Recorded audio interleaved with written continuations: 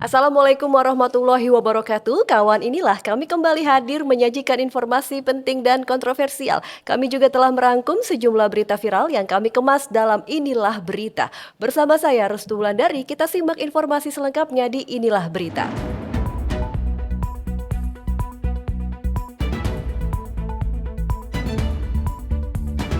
Kontroversi dan derasnya penolakan terhadap pernyataan Presiden Jokowi bahwa seorang presiden dan menteri boleh berkampanye dan memihak kepada calon tertentu saat pemilu belum juga surut.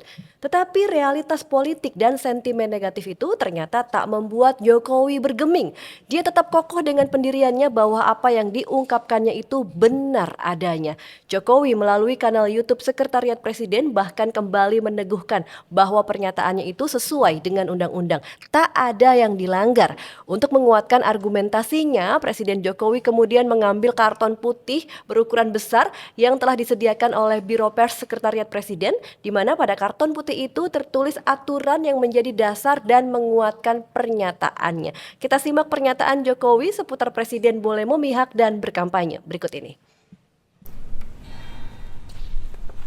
Undang-Undang Nomor 7 Tahun 2017 jelas menyampaikan di pasal 299 bahwa Presiden dan Wakil Presiden mempunyai hak melaksanakan kampanye. Jelas. Jadi yang saya sampaikan ketentuan mengenai undang-undang pemilu. Jangan ditarik kemana-mana. Ya. Kemudian juga pasal 281 juga jelas bahwa kampanye pemilu yang mengikut sertakan Presiden, Wakil Presiden harus memenuhi ketentuan, tidak menggunakan fasilitas dalam jabatan kecuali fasilitas pengamanan, dan menjalani cuti di luar tanggungan negara. Udah jelas semuanya kok. Sekali lagi, jangan ditarik kemana-mana.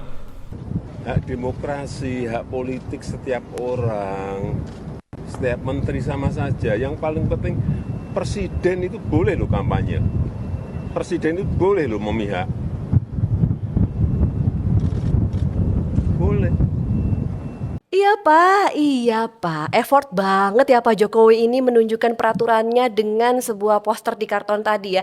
Ya sudah, kalau memang boleh berkampanye dan memihak, ya sudah deh Pak, kapan memang Bapak mau ikut kampanyenya? Karena sejauh ini pihak istana menyatakan katanya tidak ada rencana Presiden Jokowi ikut berkampanye. Apakah mungkin Presiden Jokowi akan hadir di kampanye akbar salah satu paslon ya di 10 Februari nanti? Pak Jokowi mau hadir di JIS, GBK atau di Jateng nih Pak? Kita tunggu loh Bapak kalau katanya boleh berkampanye dan memihak.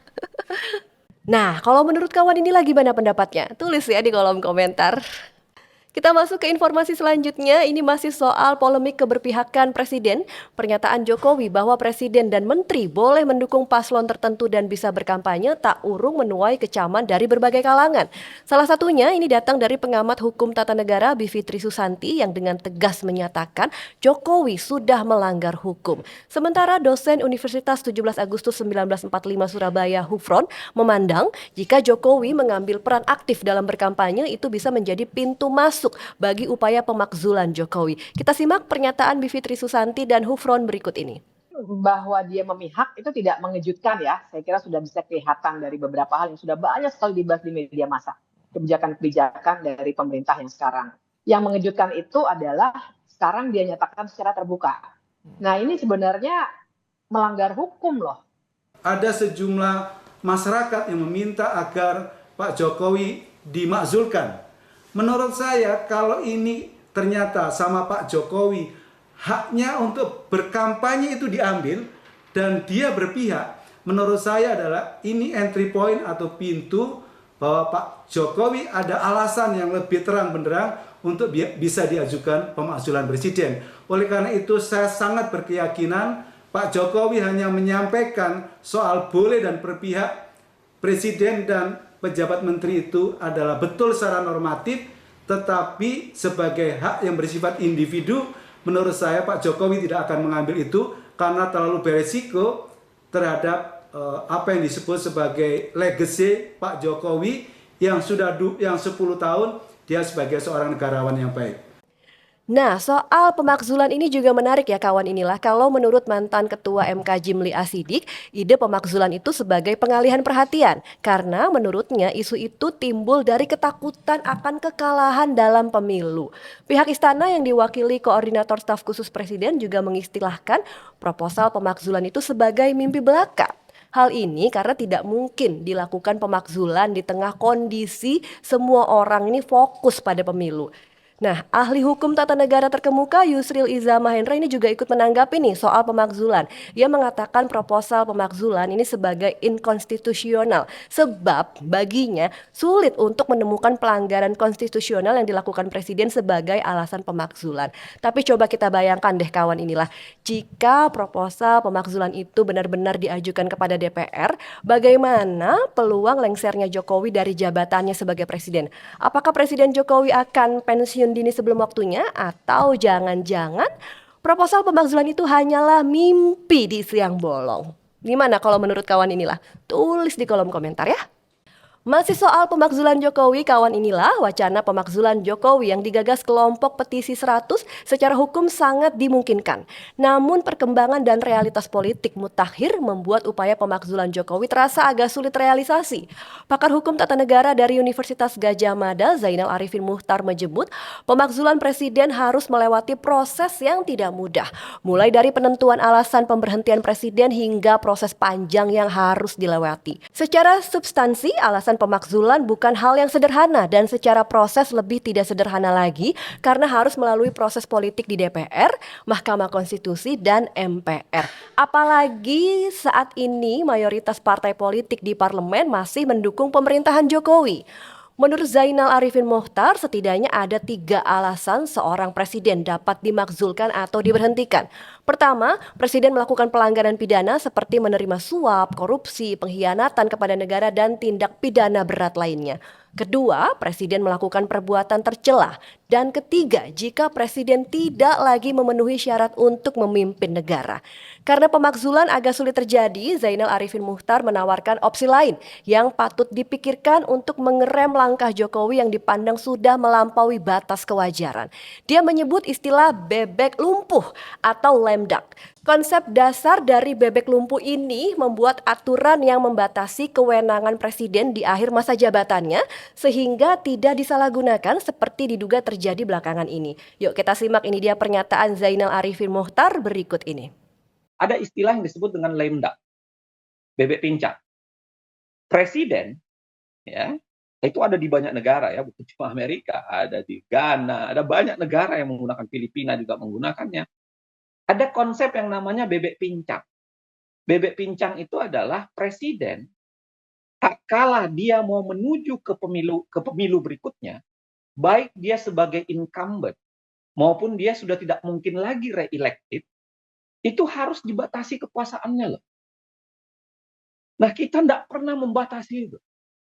Kita tidak melakukan apa-apa di situ. Di negara lain itu dibatasi. Ruang geraknya itu harus dibatasi. Jadi daripada partai-partai ribut bicara soal presiden cawe-cawe, dukung-mendukung, batasi, ayo batasi presiden. Dan ini bisa dipakai bukan sekedar bikin, nggak perlu ubah undang-undang dasar, itu bisa dengan undang-undang lembaga kepresidenan dan bisa di undang-undang pemilu. Anda bandingkan dengan undang-undang pilkada. Undang-undang pilkada itu lebih ada batasan buat kepala daerah untuk tidak menggunakan hal atau cawe-cawe di pemilu berikutnya. Itu lebih ada loh dibanding di pilpres. Coba bayangkan. Di pilkada itu masih lebih ada tuh. Gubernur, bupati, wali kota dilarang untuk melakukan tindakan-tindakan tertentu, dipincangkan dalam tanda kutip, dilendakkan dalam tanda kutip. Kita nggak menggunakan apa-apa itu. Lalu kemudian ketika sekarang Jokowi cawe-cawe, kita ribut-ribut. Padahal kita punya sarana sebenarnya, dan itu secara sah, secara ketatanegaraan, dan bisa dilakukan, yaitu apa? Memincangkan Presiden Jokowi. Duh kawan, inilah dari tadi kita ngomongin pemakzulan ini kita pusing sendiri ya. Ada pemakzulan sampai bebek lumpuh, mending kita makan bebek Madura ya. Tapi nanti saya dikira Mbaknya pendukung paslon 03 ya. Ya udah saya makan bebek penyet aja deh kayaknya yang pedas seperti komentar netizen. Boleh ditulis nih komentarnya juga kawan inilah ya. Kawan inilah kita ke berita keempat, sikap Presiden Jokowi yang cenderung tidak netral dan membolehkan Presiden berkampanye dan berpihak tak hanya menimbulkan kontroversi, tetapi lebih dari itu memunculkan banyak sentimen negatif di media sosial. Berdasarkan laporan terbaru Cakra Data yang dihimpun dari 23 hingga 26 Januari 2024 lalu, terdapat 72% sentimen negatif dari 60.000 lebih percakapan di media sosial mengenai pernyataan Jokowi itu. Sentimen negatif ini disebabkan oleh banyaknya unggahan warganet yang berpendapat bahwa Jokowi sudah terang-terangan ikut andil dalam Pilpres 2024. Secara umum, respon emosional mayoritas mencerminkan kekecewaan terhadap Presiden Jokowi. Keywords yang mencerminkan respon emosional adalah kecewa, muak, emosi, dan kekesalan. Selain itu, kata salah dan penyalahgunaan menjadi kata dominan yang menggambarkan persepsi bahwa tindakan atau pernyataan Jokowi dianggap salah dan tidak adil oleh mayoritas warganet. Kemudian, kata-kata seperti bohong, curang, dan palsu ini menunjukkan adanya persepsi dan kekhawatiran warganet tentang pemilu 2024 yang tidak jujur dan tidak adil terkait dengan dugaan keberpihakan presiden. Selain isu presiden boleh kampanye, terdapat juga polemik wacana pemakzulan Presiden Jokowi dan salam dua jari yang diduga dilakukan Ibu Negara Iriana Joko Widodo yang banyak dibicarakan pada periode 26 Januari 2024.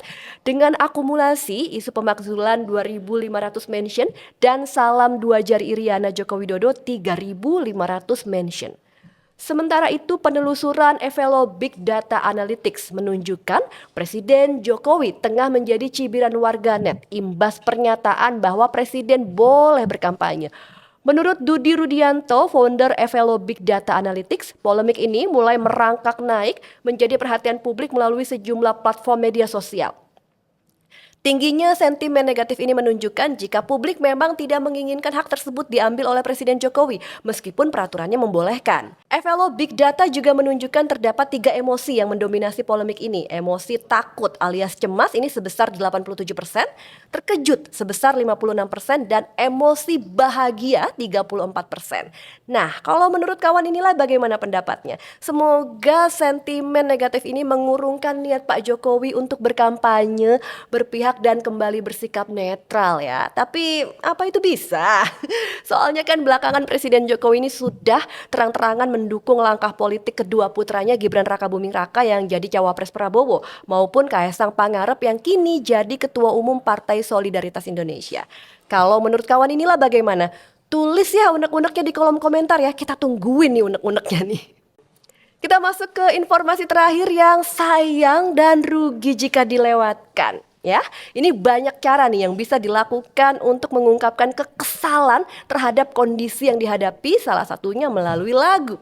Ini pula yang dilakukan Andi Wijayanto, salah seorang punggawa tim pemenangan nasional pasangan Ganjar Mahfud. Salam 3 jari, jangan pilih anak Jokowi katanya. Kita simak ya lagu yang didendangkan oleh mantan Gubernur Lemhanas itu berikut ini. Kita oligarki, kita harus revolusi. Salam 3 jari, jangan pilih anak Jokowi. Salam 3 jari, jangan pilih anak Jokowi. Lawan kita nepotisme, kita jaga demokrasi. Salam 3 jari, jangan pilih anak Jokowi. Salam 3 jari, jangan pilih anak Jokowi. Wah, lumayan juga ya suara Mas Andi Wijayanto. Lagunya ini liriknya langsung to the point. Nah ini gak mau dibales nih pakai lagu sama tim pemenangan paslon 1 dan 2. Balas-balas lagu dong. Tapi nanti kayak Saiful Jamil sama Dewi Persik ya, balas-balasan lagu gitu. Baiklah kawan, inilah usai sudah seluruh rangkaian dalam Inilah Berita kali ini. Jangan lupa ya untuk komen, like, dan juga subscribe channel YouTube kami. Dan jangan lupa juga nih tanggal 14 Februari 2024 nanti datang ke ke TPS dan gunakan hak pilih Anda. Suara Anda akan menentukan nasib bangsa 5 tahun ke depan. Saya Rustulan dari wassalamualaikum warahmatullahi wabarakatuh dan sampai jumpa.